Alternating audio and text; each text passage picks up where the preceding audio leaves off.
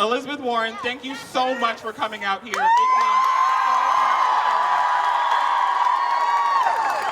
You know, especially in this neck of the woods where people think we're ignored, we are here, we are loud, and we are proud! I'd just like to thank every single one of you for coming out, because when every single person is here, we can show the politicians that we can make change! And they are listening. We are fortunate in Massachusetts to have people like Senator Elizabeth Warren and Congressman Neal who are here. They are listening. They are advocating for us because we demand action. We're the students, we're the people, we're the victims. We're gonna be the change. Our voices are gonna be heard. This is not such a moment. This is a movement. We're not stopping here. It doesn't end here. It continues for months and months until we enact change.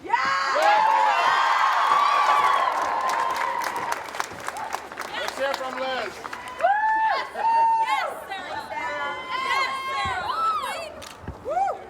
I'm just so happy. I could cry right now.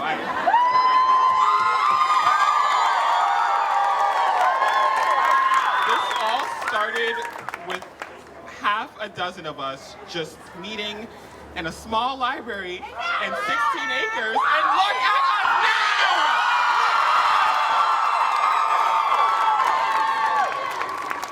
So without further ado, I know you all want to hear from the senator herself. Senator Elizabeth Warren, thank you.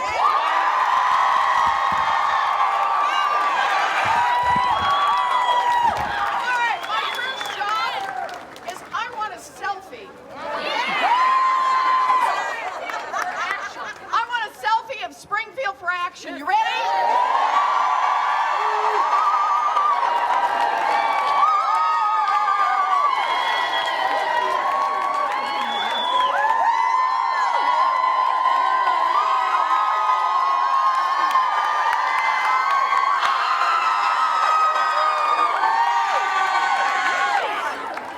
Right.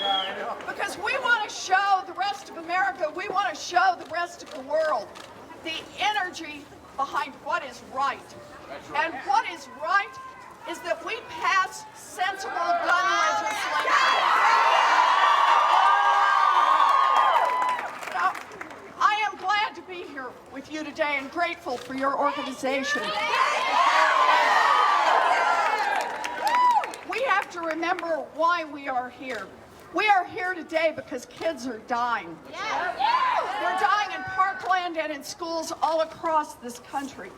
They are dying on their way to school, and they are dying playing in their parks. They are dying in homes. They are dying on their front steps. They are dying while they walk to the store and dying when they hang out with their friends. We are here because the kids who are at risk have said, enough is enough. We will make change. We will do it together.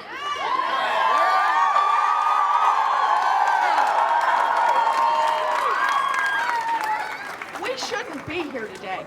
We shouldn't have to be here today. We have known about gun violence for years.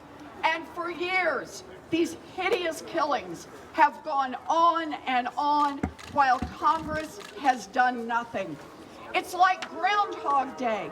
A shooting catches national attention, kids die.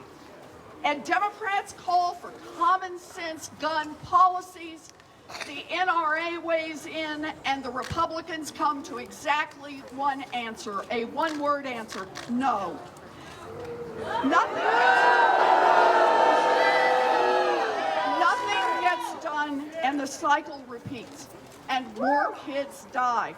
But we are here today because this time something is different. This time it isn't business as usual.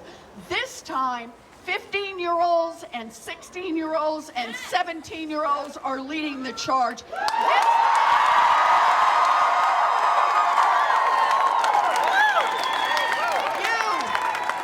are here to be part of this fight.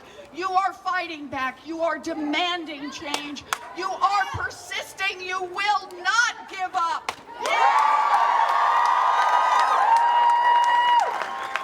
This is what democracy looks like. It's not the democracy of big money. It is not the democracy of party bosses. It is not the democracy of the NRA. It is the democracy led by women in pink pussy hats.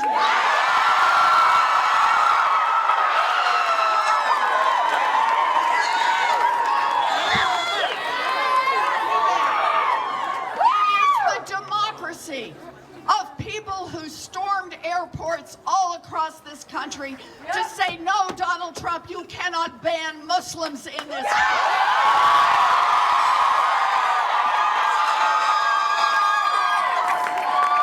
It is the democracy of scientists who put on their lab coats and march to say, we will use science to prevent us from burning up this earth. We will preserve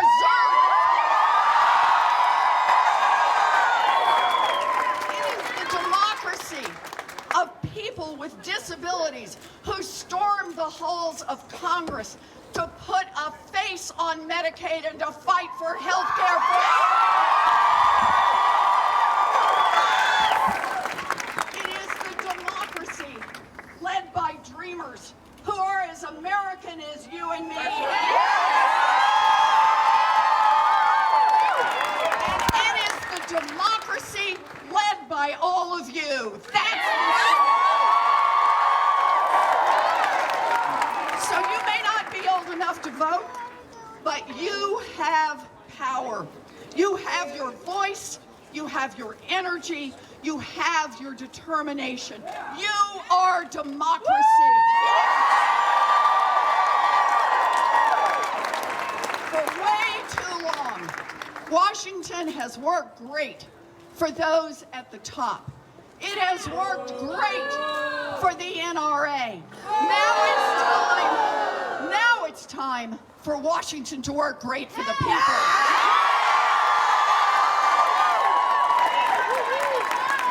Change is coming. Change is coming. And every time you speak up, every time you rally, every time you fight back, you help make change. I am honored to fight alongside you. I am honored to be in this fight for change. Yes! Let's make change. Let's go out and save some lives.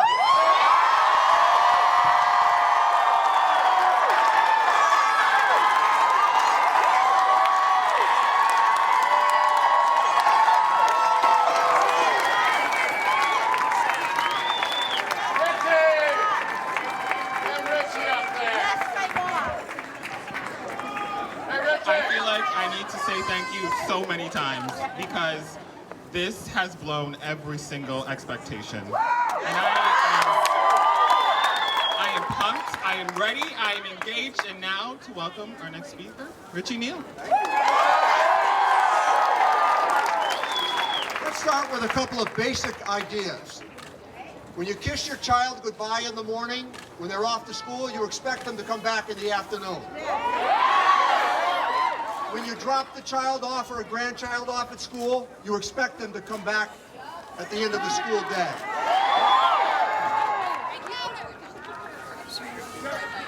Right here? Right here? Okay. And let me also say, the worst idea I've had, it was one who spent much of my professional life in a classroom. Army teachers is a terrible idea. So let's read the roll again today and remind ourselves of why you are all here. Columbine High School, 1999, 15 killed, 21 injured. Virginia Tech University, April 16th, 2007, 33 killed, 23 injured. Sandy Hook Elementary School, 28 killed and 2 injured. February 14th, 2018, Marjorie Stoneman High School, 17 killed and 14 injured. Let me be specific here about a plan. And tell me one of these issues that I'm about to offer that is not entirely reasonable. I've supported these through the course of a career. Universal background checks. A minimum age for buying a gun. How about mental health background checks? Domestic abusers should not be able to purchase a gun. And here's even one that I think that you might even give a loud cheer for. If you can't get on a plane, you should not be able to buy a gun. And everybody should agree with the Massachusetts law that says you can't buy an AK-15. A bump stock ban? A bump stock ban. And here's one that I can tell you that they'll come back with some great documentation for us. Allow the Centers for Disease Control to conduct a violence research. And there is a piece of legislation that would go a long way toward incorporating just what I've outlined for you. Pass the bipartisan Thompson-King Public Safety and Second Amendment Rights Protection Act. Mike Thompson is a dear friend of mine. He's from California. He supports these measures. He's a member of the NRA. So I'm going to conclude on this note. The NRA needs to stop frightening the American people that we're all out there to take away the Second Amendment. And to stop telling the American people that we're out there to take away guns from collectors and responsible sportsmen and hunters. That's not what any of this is about. That's right. This is about keeping the guns out of the hands of people who shouldn't hold a gun. Thank you all very, very much.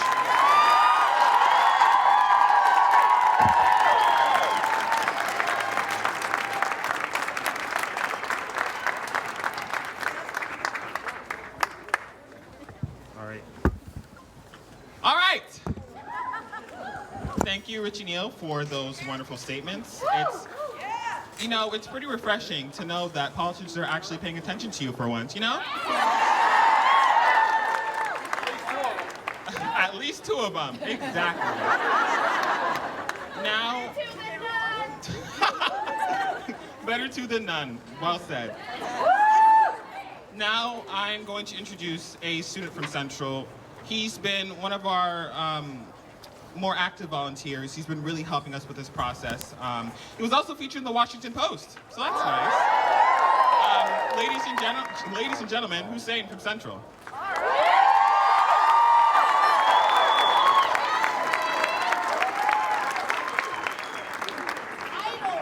Good afternoon. My name is Hussein Abdi, and I'm a student at Springfield Central High School here in Springfield.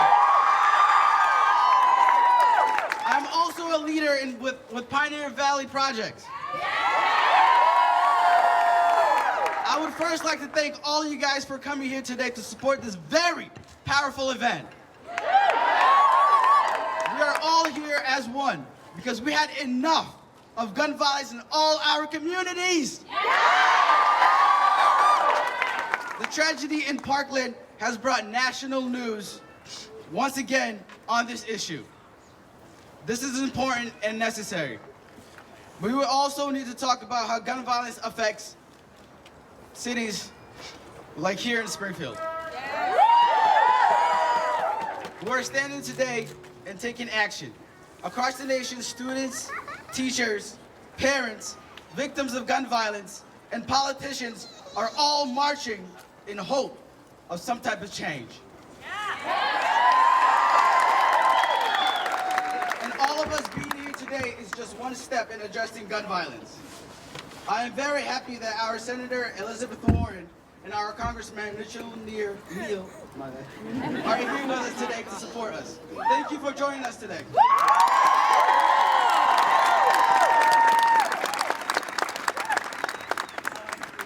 We really need your leadership to end gun violence across Massachusetts, in both suburban and urban communities, keeping all students safe from mass shootings and keeping all kids safe from gun violence when they walk home from school.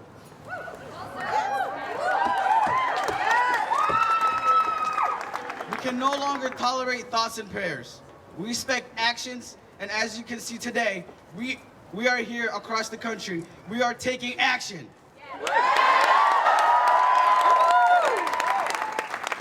All these national walkouts and marches have been student-led.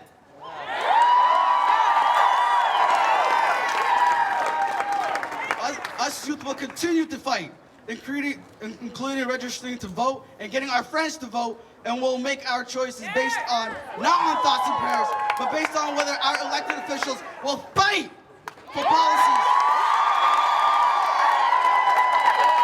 that show that they're seeing us, hearing us, and fighting for us.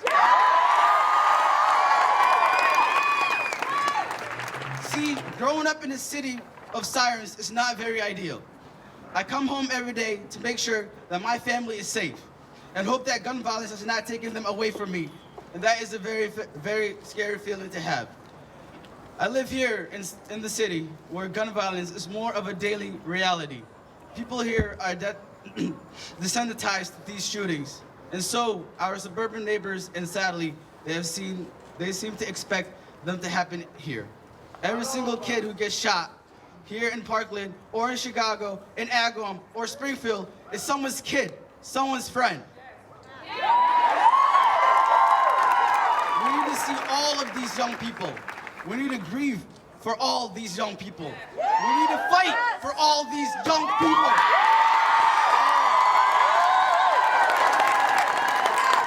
Are you with me? I helped lead an action in Smith & Wesson headquarters last week with our Springfield, Holyoke, and Boston students. With support from local faith and community leaders. We are demanding a meeting with Smith & Wesson CEO, P. James Devaney. In the next 30 days, because we want to know how this company will be part of the solution to gun violence. After all, the MP-15 gun used in Parkland was made by Smith & Wesson. The gun used in Aurora, Colorado in 2012 and in San Bernardino, California in 2015 were also made by Smith & Wesson. This company, just down the street from my high school, is no longer going to be free to keep making profits while ignoring this issue. We won't stop until Mr. Devaney meets with us. We need solution to gun violence. And solutions can start right here in Springfield. Are you with me? More lives will be lost if nothing is done. My siblings deserve to be safe when they walk to school. And all kids deserve to be safe, no matter where they live.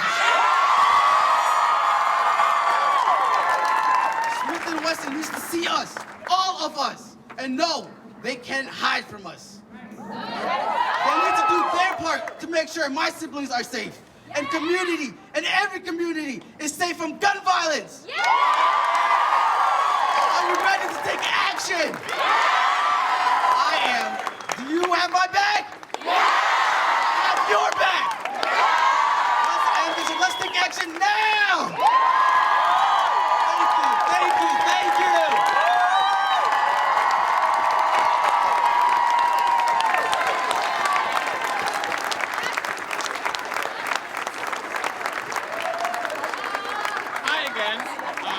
Well, if you don't know me, my name's Trayvon.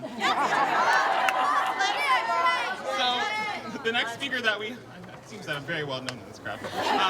So the next speaker that we have is from the Interfaith group in Springfield, one of the first groups that reached out to us. And although they couldn't sponsor us, they did send a speaker to speak on their behalf for the organization. Ladies and gentlemen, Jason Seymour.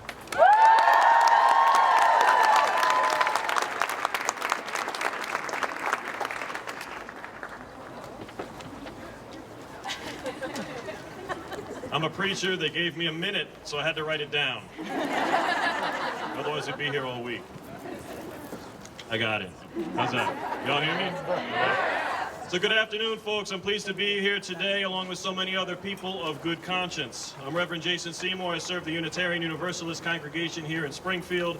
Our congregation is part of two important alliances here today, the Pioneer Valley Project and the Interfaith Council of Greater Springfield, on whose behalf I'm speaking today.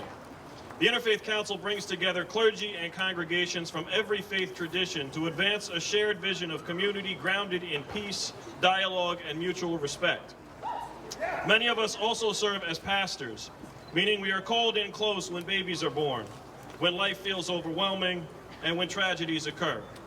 And so I want to appeal today not only to traditions and scriptures, but also from that deep place of solidarity and relationship and common humanity present in all of us, to say clearly to the youth, those in leadership here and those raising voices for nonviolence across the nation, we love you, we're proud of you, and we're with you.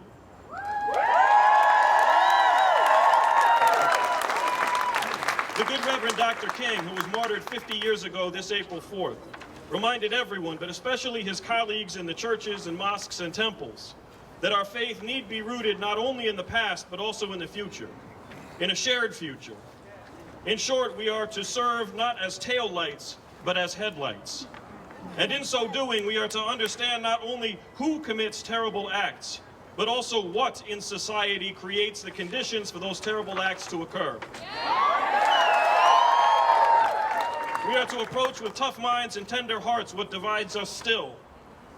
To hear how guns and violence affect different communities differently, even as we are always called to ground ourselves in what unites us as human beings.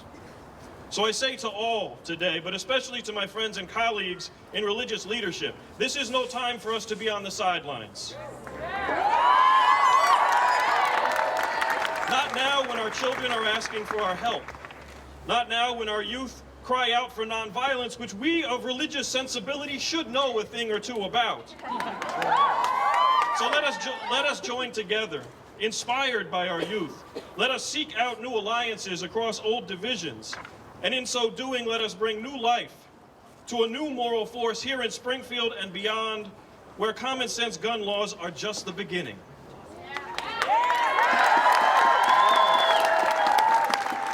On behalf of all the faith communities in Greater Springfield, whose diversity is a richness we all share, we offer a blessing of safety and peace to you and your families, a blessing that we hope you will share with your neighbors, even those with whom you may disagree or those you may not know very well.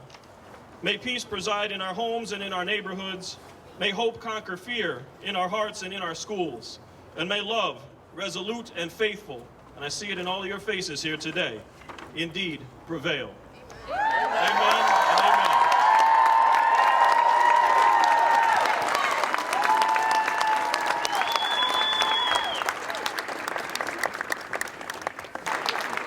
Now it is my honor to introduce the next speaker, former policy director for the U.S. Senator Ed Markey, Ahmad Rivera.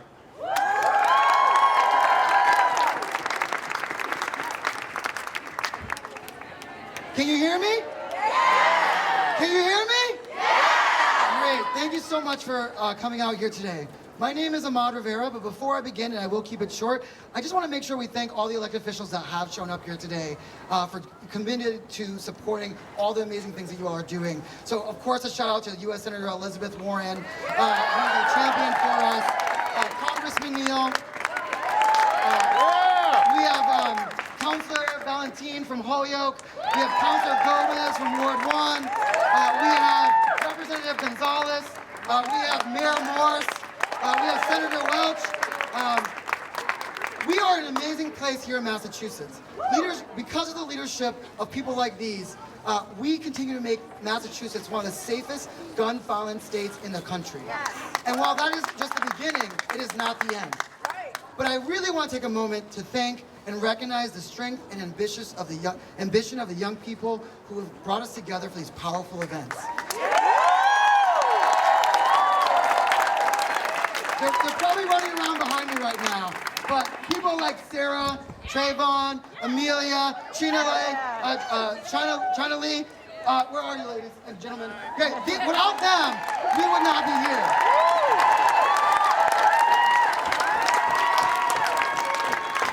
The truth is, these young people should be worrying about solving homework problems and not solving the public policy problems that we could have addressed a generation ago. We know that young, unified voices has always changed the world. Voices like theirs have stopped wars, desegregated our schools, and I know they will stop mass shootings. I know personally how young activism turns into tomorrow's leadership. At 12 years old, I advocated at the Massachusetts legislature to curb violence by funding after-school programs, something that seems so obvious, yet so complicated for adults. As a teenager, I went on to work at the Springfield Republican as an unlisted columnist talking about justice, violence, and equality. This led to me sitting on the Springfield City Council, and then ultimately ending up as the U.S. policy director, the state policy director for U.S. Senator Markey. I'm looking forward to these students turning into the next generation. Trying to make it exactly on time, so I had to flip my page. I'm looking forward for these students to be the next generation of leadership. But I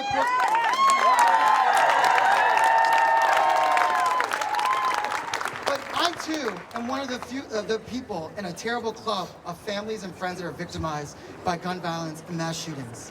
In 2017, a man with a criminal record of domestic violence was able to legally buy an AR-15, walk into the hospital of the Bronx, and without being stopped, pulled out this weapon of war and opened fire.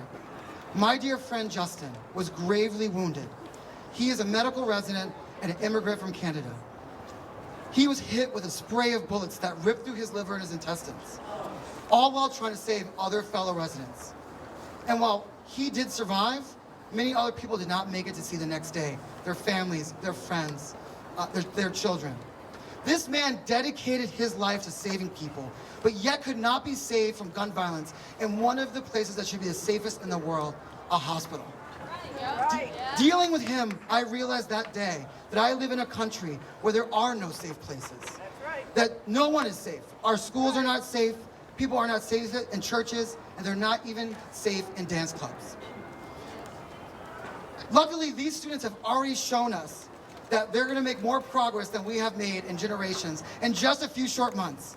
Just this past week, Congress passed a bill that allowed the CDC to study gun violence, something that took a generation to build and finally taken.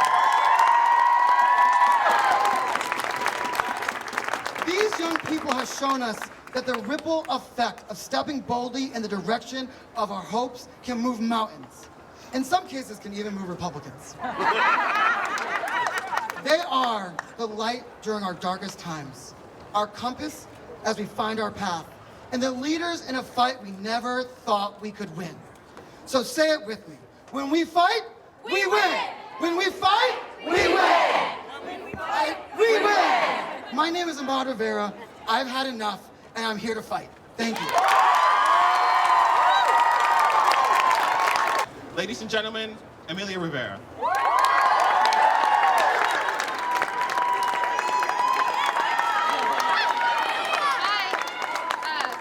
all very tired, so since Mr. Rivera went on last, he got confused, so I'm Amelia Ryan. Can you guys hear me? Yeah? Okay, great. So about 90 Americans die every day because of gun violence. But on February 14th, 2018, 14 students and 3 teachers were killed in Parkland, Florida. Sure, it's over 1,000 miles away from Springfield, but that doesn't insulate us to this cause. The gun was manufactured by Smith & Wesson, whose headquarters are in this city. Even though it is 1,000 miles away, 3 people at my school had friends at that school. 3. And I go to a small school. Their friendships were maintained on social media, so it's terrifying to watch tragedy strike from afar on Snapchat. When we all have to watch the raw footage. But in Newtown, it was only an hour away. 20 kids were killed, but we all remember where we were that day. And we all remember the sickening feeling we got. We all remember when school shootings felt real. But these Parkland students are absolutely remarkable. We can't hear you. Okay. These Parkland students are absolutely remarkable. They are old enough to advocate for themselves on behalf of the memories of their friends. Despite trauma, they persist. What is our excuse? Do we think that we aren't affected by gun violence? High school freshmen are what, 14, 15? In that time, over 200 people have been murdered in Springfield. We all come from very different backgrounds, each in our own secluded bubble. However, more people than you would imagine have been affected by gun violence, whether that be from mass shootings, homicides, or suicides. After all, about 2/3 of gun deaths are from suicide. But this is not about homicides in Springfield. This is not exclusively about mass shootings, and this is not about suicide. This is about us as a country and people from all walks of life coming together to take a stand and fix this issue that is so pervasive. The ramifications of gun violence are nearly infinite. We have a responsibility to address this as a nation. And we, the leaders of today, tomorrow, and next week, have a responsibility to hold those in power accountable and to make our own progress.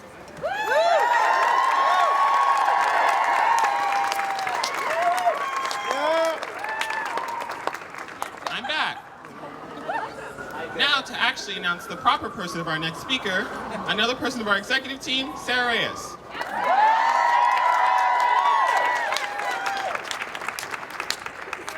Can you all hear me? This is an issue, okay. Good, okay. To the people who scream in the wake of a tragedy like Parkland that their Second Amendment right is more important than putting in place legislation to keep innocent children safe, we say that those people are wrong.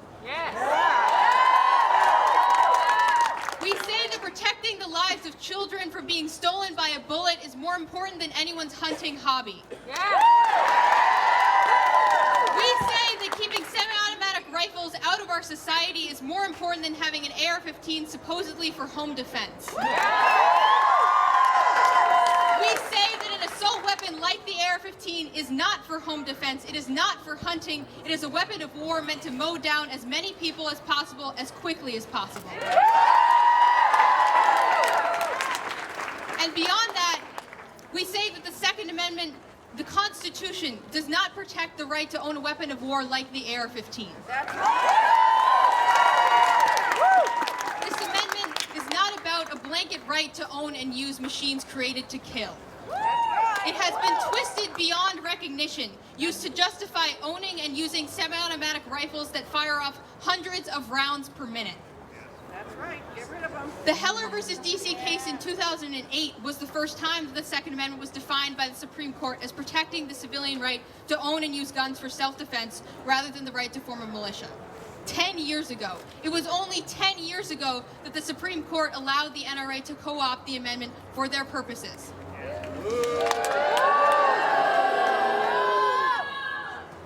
But even imagine for a moment that the authors of the Constitution were intending to give the population as a whole the right to own and use weapons like the AR-15. Imagine their time. Imagine the late 1700s. Were there AR-15s? No! Were there bump stocks to add to those AR-15s that could make them equivalent to fully automatic weapons like machine guns? No! Were there rifles that could fire off hundreds of rounds per minute? No! Who in their right mind would want to guarantee the right to keep and bear machines whose sole purpose is to kill as many people as quickly as possible? Instead, we need to guarantee the right to go to school without the fear that you'll never come home alive. We need to guarantee the right to walk down the street without hearing the echoes of gunshots and worrying that you or your friend or your parent or your sibling or your child will be next. 2/3 of gun deaths in America are suicides. We need to guarantee that that number will go down as we move forward, that more people won't be torn apart by the tragedy of suicide. We need to stand together as students mourning our brothers and sisters and siblings in Parkland, in Sandy Hook, in Columbine. We need to stand with the first graders from Sandy Hook who would be in 6th grade today if they hadn't been brutally murdered by a gun. We need to stand with the victims of the Las Vegas massacre who were gunned down in an instant. We need to stand with the average of 96 people killed each day by guns. With the victims of gun homicide and gun suicide who aren't named and reported on by the media but are still dying every single day. We need to end the violence that that is inflicted by guns. And to do that, we need to do what we're doing right now. Stand together, march, speak out, tell the government that they need to do more legislatively to stop this.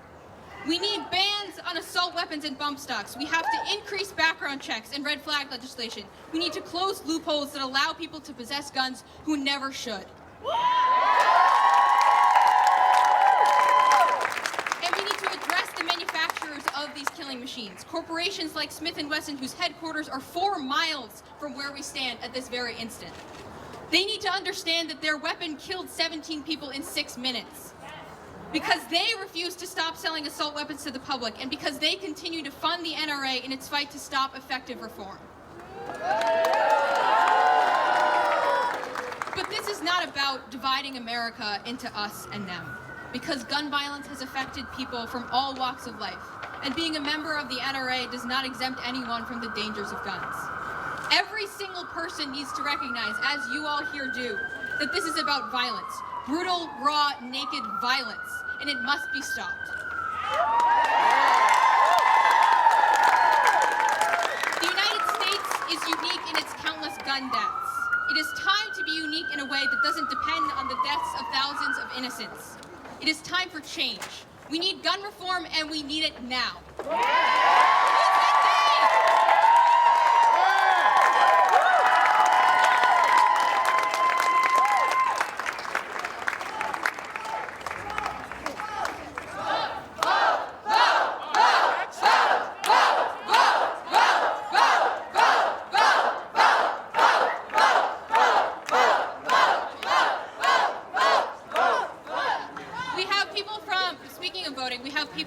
Going through the crowd, registering people to vote. So if you're not registered to vote, if you're 16, you can pre-register. So make sure to do that. Find one of the people from the League of Women Voters Springfield or one of our high school volunteers with a clipboard to make sure that you're registered and you can make your voice heard. Yes.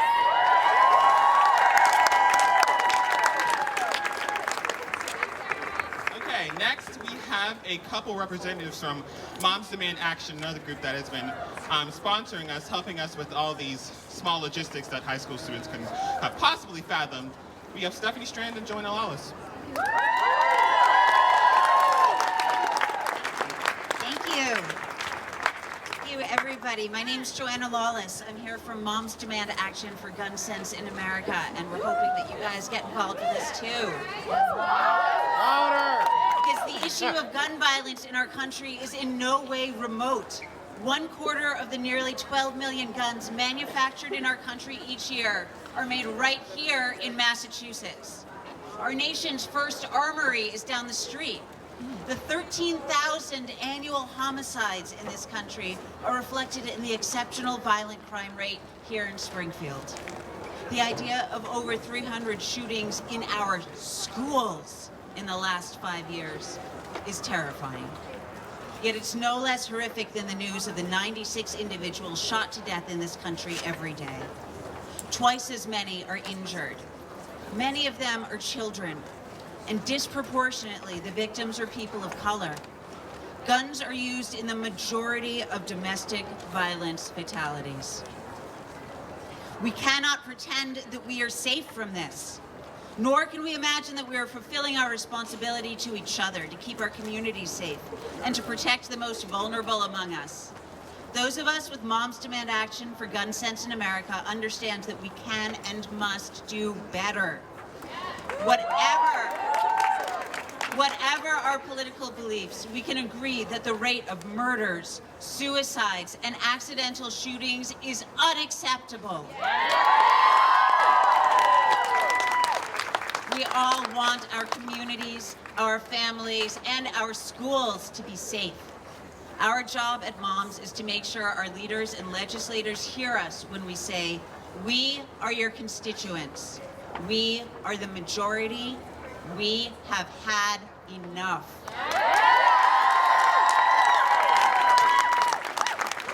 You do not have to be a mom to join Moms. Anyone who believes in common sense gun regulation is encouraged to be a part of the movement. We have a new Western Mass Moms chapter that's hitting the ground quickly, and we would love your participation. We're forming a Hampden County Moms chapter specifically to engage Springfield and Holyoke. You can see one of us for information cards later on to explain how to get involved. You can come to our meetings coming up. Yes, Tuesday. We have a meeting at the South Hadley Public Library on Tuesday. In addition, Every Town for Gun Safety has started a new initiative called Students Demand Action to help high school and college students around the country network and organize. Very excited to see people already with Students Demand Action. Text students to 64433 to sign up for Students Demand Action. That's the same text number for any other Moms Actions. Amelia Ryan is already looking into organizing a Springfield chapter. We had a discussion earlier about one in South Hadley. Yep. And we're ready to work with you wherever you are and support you. Okay, so Every Town Gun Safety, which is our umbrella organization, has started the Throw Them Out campaign. I wonder who they're talking about. All right. 5 steps to be part of this campaign. Number 1, pledge to be a gun-safe voter. That means that with every vote, you consider what this person's stand is on gun issues for every vote you cast. Number 2, find out if your representatives take money from the NRA, and if they do, let them know they have a problem. Number 3, register to vote and register your friends to vote and drive your friends to the poll. Every election, not just the big ones. There is no small election. They are all crucial. Number 4, get your candidates on the record for gun safety. No weasel words allowed, okay? Make them be specific about the specific issues.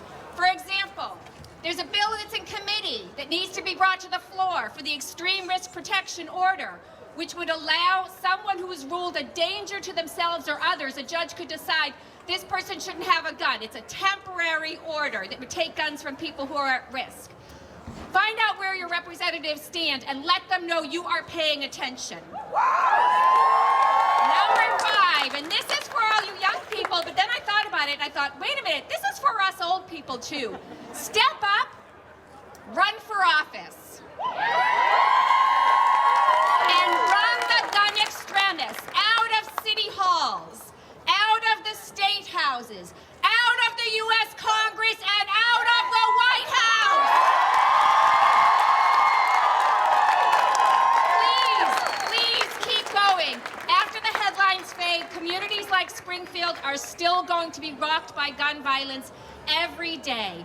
Every day, 7 American children or teenagers are shot to death. Every shooting is a tragedy. Every shooting is preventable. That's why we need to be motivated and mobilized every day. We need to be relentless in exercising our First Amendment right to have a seat at the table as we as a society decide what our Second Amendment rights entail. Our voices matter. You do not have to own a gun to have an opinion on the Second Amendment. And you know what? We're going to find out that a lot of people on all sides of this issue agree. 90% of Americans believe in universal background checks, and the majority of gun owners believe in universal background checks. That's a starting point. That is a foundation for dialogue. And I was so touched when I saw the students outside Smith & Wesson saying, we just want to dialogue. That is how you do it. I congratulate you. Let's reach across all demographics and build a gun safety movement that finally sends the gun lobbyists packing. Thank you to the young people. Please recognize that you have achieved what I thought would not be possible, what so many of us were fighting for but thought wouldn't happen. You have revolutionized the national conversation on gun safety. You are the change that is changing everything from our hearts. Thank you.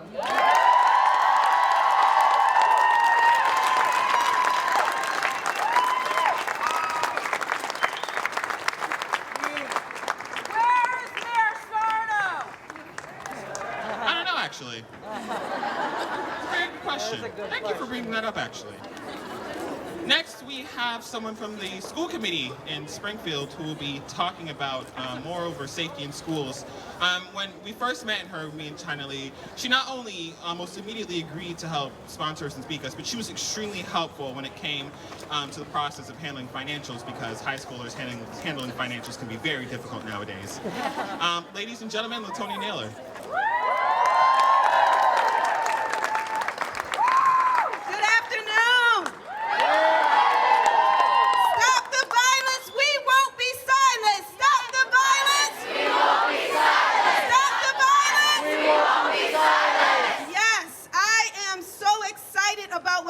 People are doing. This is what we've been asking for. They are not of age to vote, but they are using their voices, and this is what it is all about. When you're a parent and you have children, I have 4 children of my own, and the one thing that I love is that they use their voice. They'll come back and forth with me and say, Mommy, I don't understand, or I should do that, and that's what I want them to do. Ask questions. And these young people are asking questions, and they're demanding a change. I want to bring you back just a moment to a little girl who was going to school excited. She had recently moved from Canada with her family. They saw a friendly and quiet community. On that beautiful little girl who was excited about a K-12 experience, her dreams faded. On December 14, 2012, when this 6-year-old Anna Marquez Green was brutally murdered, along with her 19 classmates and 8 adults at Sandy Hook Elementary School by a psychotic man with a high-powered firearm. I bring you now to a young man who had aspired to become a comedian. He dreamed of becoming a music executive. He had dispelled the myth that even though he had a heart defect, he could still play sports and he could still wrestle. But that boy's dreams were brought to a halt. Isaiah Scholes, 11 of his classmates and 1 adult were murdered on April 20th, 1999 at Columbine High School when 2 disturbed young men opened fire with high-powered firearms. I now want to tell you another story about a 16-year-old honor student who was walking down the street with her friend on December 23rd, 1996. 2 men approached her and her friend, and they opened fire, and as a result, she was shot in the chest.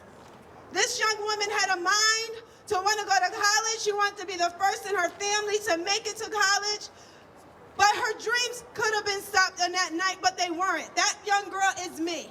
I was 16 years old.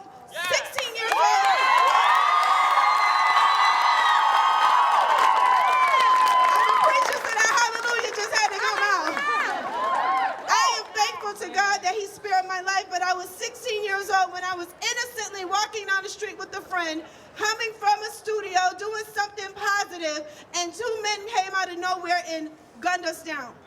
And so I stand here today not just talking about the lives of these people that we've lost, but as someone myself who could have lost my life. But I'm here. Yes. And I'm here. And this is why it's important for us to support our young people.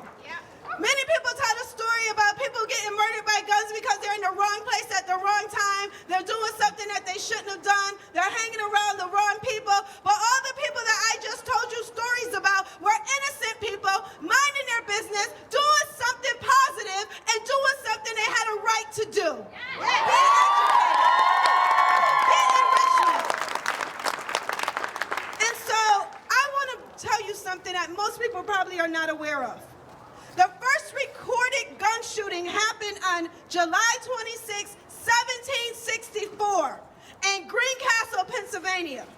Since that time, there were 280 school shootings up between 1764 and 1999, and then 66 shootings from 2000 to 2009, 92 school shootings from 2010 to 2014, and guess what? Since 2015, there has been 57 gun shootings in schools.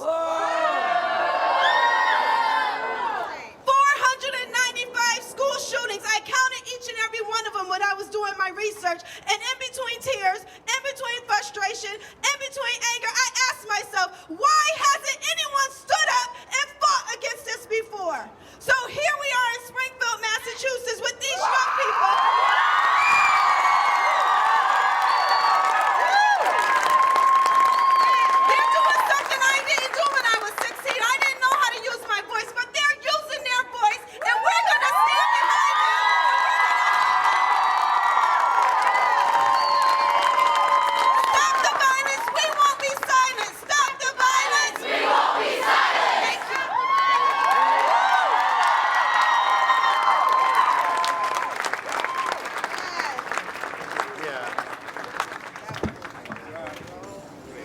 Hello again. Next, we have a volunteer on our. I don't even know what to call this. This is such an amazing movement. I don't even know what to call this anymore. On our team, because I feel like all of you here are a part of our team, and we're trying to do something good. We're trying to do something good here, aren't we? Gun control! She really helped in her, actually not even helped, she was the leader of her school's walkout, and she's really been helping us at the table. She's an extremely friendly person, and she just is literally a ray of sunshine. Ladies and gentlemen, Madeline.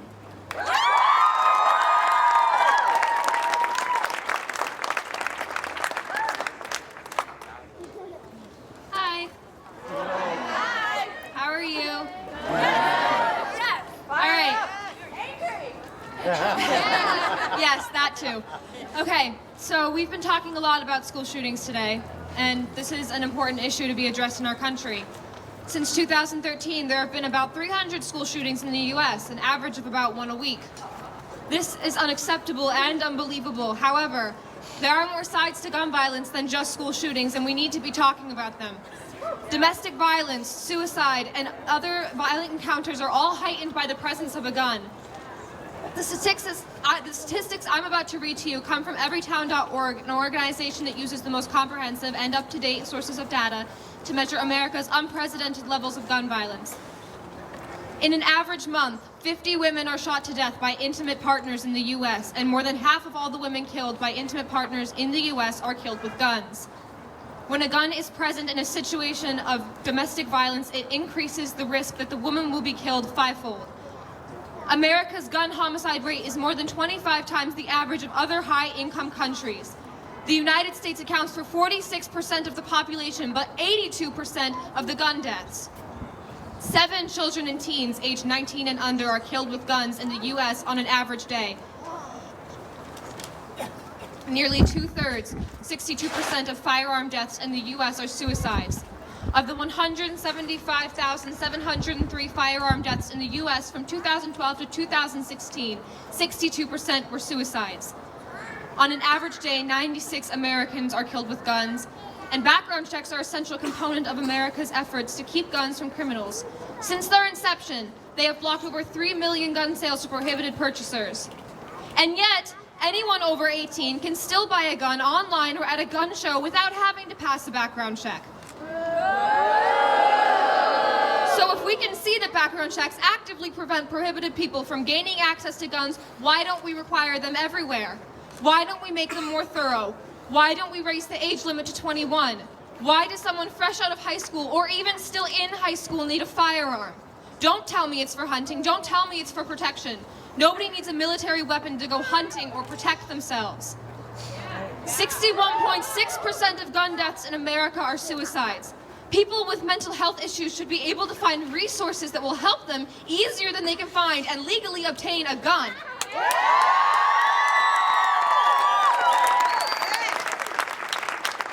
From 2012 to 2016, an average of 2,737 children under the age of 18 were killed as a result of gun violence. Our children are dying. Our people are dying. From 2011 to 2014, a total of 2,996 women were murdered as a result of the presence of a gun in a domestic disturbance. Do you still feel safe? Would you feel safe if you woke up next to your abuser every morning praying that today wasn't the day they used the killing machine in your bedside drawer to win a fight? We are going to keep fighting, keep educating ourselves and others, keep moving towards a world where colored people don't have to be afraid to walk home at night. Women don't have to be afraid that their partners will whip out a gun in the middle of a fight. Where children can go to school and receive an education without needing to have a lockdown drill every week. Where people with mental health issues can gain access to health care and support easier than they can gain access to a gun. Where a shooting isn't waved off a few days after it happens because we remember. We are working towards a safer world, a stronger community, and we are working towards it now. The future is in your hands. Thank you.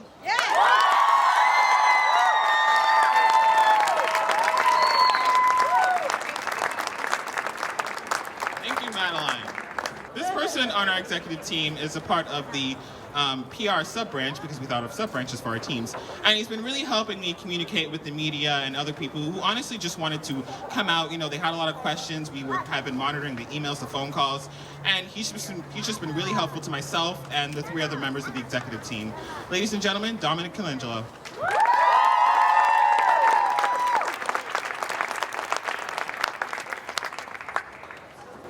Hi. I'm very lucky because nobody that I know in my life has been hurt by gun violence. I've never felt unsafe at school, and I've never gone to school and not been sure if I was going to be able to come back alive, or if any of my friends would be able to come back alive. And I live in a bubble, and that bubble is rapidly shrinking. I remember my first thought after hearing about the massacre at Parkland. It was, that's awful. And then I didn't think about it anymore. Because tragedies like this have become so commonplace that they started to barely register with me, and that's dangerous. Every day, there is another victim of gun violence. Every week, another mass murder. And from the comfort of my home or my school, the countless stories of innocent people became just that. Stories of people getting murdered and nothing more. I even had a belief, a naive one, that it would never happen to me at my home or in my school. But it could. And chances are that if nothing happens, if our cries and demands are not answered but ignored, chances are it will. Because I remember what made me realize for the first time how prevalent of an issue this was for every child and every person in America. I remember watching Emma Gonzalez give her speech on national television.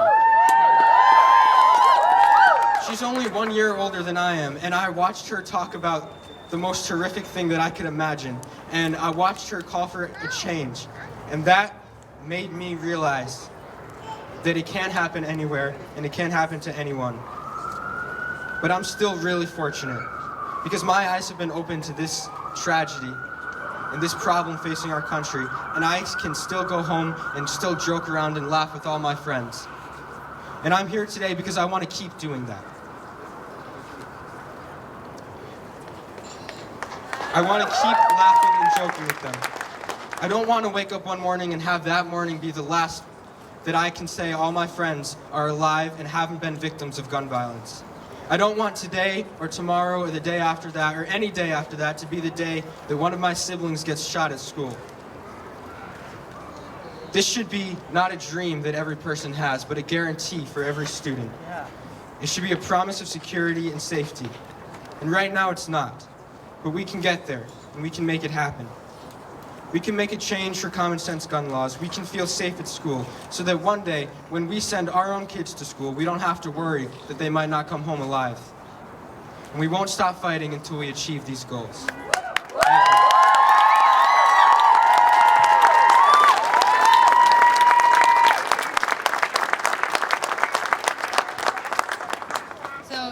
Trayvon is going to speak, but he can't introduce himself. He's been introducing everyone, but so I'm going to introduce him for you. So Trayvon, he has been a huge help. He's been one of the leading members of our executive team. He's done so much with all of his connections to people and his leadership, and speaking to all of you, he's really been able to connect with a lot of people, and I think that he'll have some great words for you today. So without further ado, Trayvon Smith.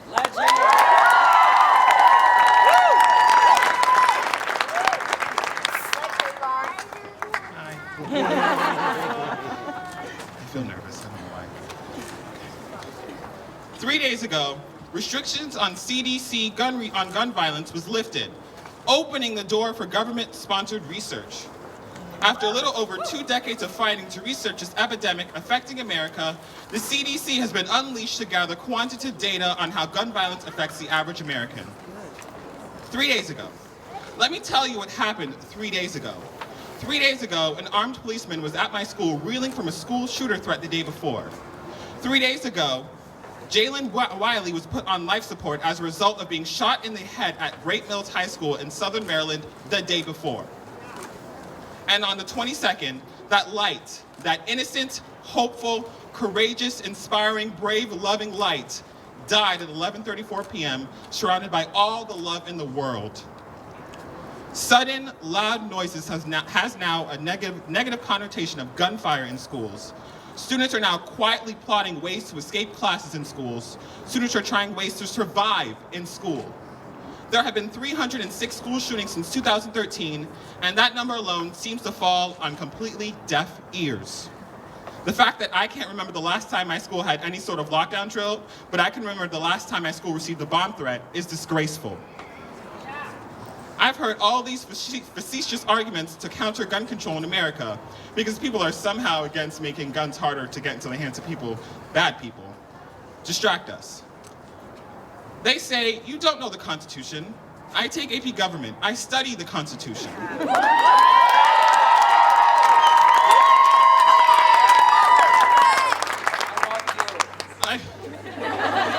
I've won awards, scholarships, recognition on the national level, debating other people just as passionate as I am. And at least when it's over, we as high school students can compromise and be friends. Why can't we do that now and all rally for this cause? Another one I've heard is, well, cars can kill people too. And, well, let me tell you. Cars were made with a purpose to modernize and hasten transportation between 2 points, and it does exactly that. Guns were made with a purpose to injure and kill people and living things, and it does just that. But alas, in this day and age where information can be spread so quickly, lives can also be bought with a hefty donation to a politician's war chest.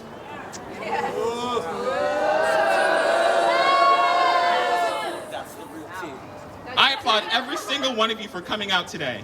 Whether you are an adult wanting to protect your children or a student who wants to see change, I applaud you. Even though we may not be in that room where it happens, we can surely influence what happens in that room.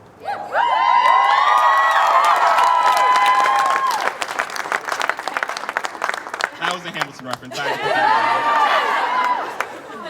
I applaud you, I thank you, and it's people like you that can inspire change. Thank you.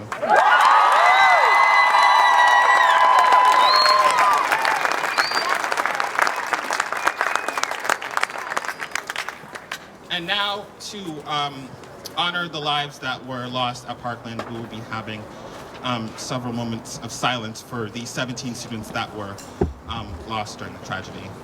We will have 17 students come up individually and read each name, because these were people. These were average high school people who had names, who had lives, who wanted to go to college, who had Snapchats, Instagrams, Facebooks, and now they're just gone. Empty rooms, fading memories. These students cannot be forgotten.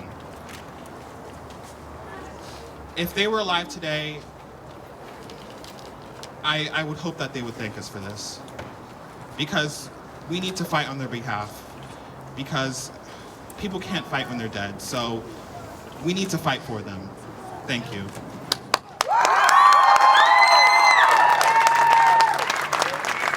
The first name that we have is Alyssa Adedev. Martin Duque Anguiano. Nicholas Dworet. Jamie Gutenberg. Luke Hoyer. Kara Lafran. Gina Mantello. Joaquin Oliver. Elena Petty. Meadow Pollack. Elena Ramsey.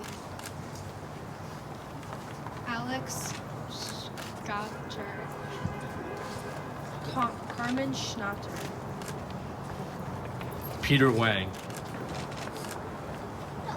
Scott Beagle. Aaron Face. Chris Hickson. Now, could we have a brief moment of silence for the lives that were lost at Parkland?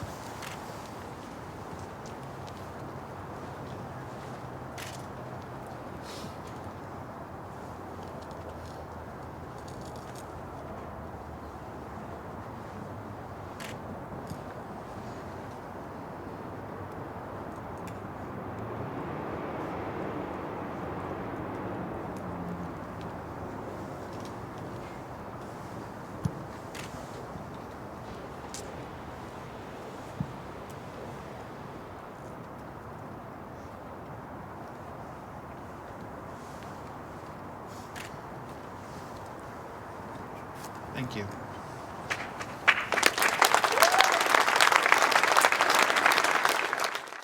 It's the reminder that what's been going on for years now has just been a stalemate on guns. Democrats keep proposing some sensible gun safety rules, and the Republicans have a one-word response directly from the NRA: no. And now young people across this country have said, we're going to take this into our own hands. We're going to be out there, we're going to march, we're going to raise our voices. We are the ones that are going to make sure that our government works, not just for the NRA, but works for the people. And that's what we're seeing right here in Springfield today. This is what democracy looks like. And that makes it really exciting. Congress has worked long enough for those who have money, for those who have power. What's going on right now is that these young people are demanding that Congress work for the people, and it's exciting to be part of this. Congressman, you should add. The other thing that I have supported every reasonable gun measure in the years I've been in Congress. This is the usual effort of the NRA to frighten people about the Second Amendment. Yes. And here are some things, common sense things that we all can agree on, I hope. Universal background checks. Yes. Minimum age requirement for buying a gun. Mental health background checks. How about domestic abusers should not have an opportunity to purchase a gun? These are all pending measures, by the way. You can't get on a plane, you can't buy a gun. Federal assault weapons. What's happened with that? The AK-15 and all? Those should be banned. Bump stocks, those should be banned. The Center for Disease Control in America should be allowed to conduct a reasonable study about the level of gun violence in America. The Thompson-King bipartisan measure is something we all should be able to support. King's a Republican, and Thompson is a member of the NRA who supports these measures. But let me give you the statistics, because this is what the students, I think, are referencing today. April 20th, 1999, Columbine High School, 15 killed, 21 injured. Virginia Tech on April 16th, 2007, 33 killed, 23 injured. Sandy Hook Elementary School, somebody didn't see that coming with the state of that individual's mental health. A reminder, 28 killed and 2 injured. And by the way, in the case of Sandy Hook, his mother should have been prosecuted as well, previously. The Marjorie Stoneham Douglas High School, 17 killed and 14 injured. Reasonable people ought to be able to have a level of conversation about this issue and stop the notion that we're out to take weapons away from a gun collector, or we're out to take weapons away from a legitimate sportsman or hunter, or that we're a threat to the Second Amendment. What I outlined here a bit ago, these are all reasonable measures that reasonable people should be able to agree upon. I mean, years ago I came up with what I thought was a pretty good solution. It was called smart gun legislation, and the study was undertaken. It was a change in elections. The study was stopped. And I mean, I think that for the individual that's a patrolman or patrolwoman, having that smart gun, the palm print or the fingerprint, entirely reasonable. So if that individual who's on duty, the gun is wrestled from them in a disturbance, that if the palm print doesn't match, you can't fire the weapon. Smart gun legislation is a path forward here. You have to undergo some sort of a print or metric that would measure whether or not you should be able to use the weapon. I mean, we've all tangled with them over the years. And, you know, when I was mayor, it was a Saturday night special. And I was in favor of doing something about that as well. But all of these issues now should be, again, they're all common sense that we've outlined. But this is the problem of the power of the NRA right now in Congress. We can't even get a vote on most of these measures because the NRA calls the shots. And that's not democracy. You know, I understand if we could go to the floor and we could all vote for the things that people ask us back at home to do. That's how democracy works. But that's not how it works right now with the NRA. The NRA stops the vote before it ever happens. A couple of years ago in Congress, we had proposed no fly, no buy. If you're on the terrorist watch list, you shouldn't be able to buy a gun. Wow, you figure everybody would go for that one. We couldn't even get a vote on it because the NRA said no, no, no. We actually have bipartisan legislation in Congress. We have pieces that have been worked out. that have both Republican and Democratic co-sponsors. We cannot get them to the floor for a vote, a public vote, because the NRA keeps blocking it. But I tell you what, every time these kids get out and march, every time people take to the streets, every time they lift their voices, they make it harder for Congress to pay attention only to the NRA and ignore the people of this country. So this is an important step. What the kids are doing today makes a difference. We may not see the change on Monday, we may not see it next week, but it makes a difference. They are demanding that this government no longer work for the NRA, that this government work for the people. The kids who organized this march today here in Springfield, they're changing America, but they're also changing themselves. You organize a march like this, you get people out, you get people to raise their voices, you change. These kids are in it all the way now. I think there's a lot of push right now in the state legislature to do exactly that. I met with students privately this morning who are organizing the gun rallies. And they talked about being afraid to be in a public school today. But understand, it's not just school shootings. Their lives are at risk every minute. Their lives are at risk when they're walking down the street, when they're going to the store, when they're hanging out with their friends, when they're standing on their front steps. 7 young people across this country, kids and teenagers, die every single day from gun violence. These are young people who are at risk, and our job as the grown-ups is supposed to be to protect our children. And yet it takes our children to remind us what the role of government is, and it is not to serve the NRA, it is to serve the people. That's one other point I think that the Senator and I both agree on vigorously. One of the worst ideas has been the idea of arming teachers. Yes. Yes. I mean, that baffles me. I've spent much of my life in a classroom. We are so shocked and so impressed that so many people have come out here. We did not expect this many people. We thought, 300 maximum were going to come out. But because we were able to, through our friendships and through our connections, reach into so many different schools and so many communities, we were able to bring so many people together to really join in this movement and share the same goal of ending gun violence, because it's an epidemic and it faces all of us, and we all need to make a change together.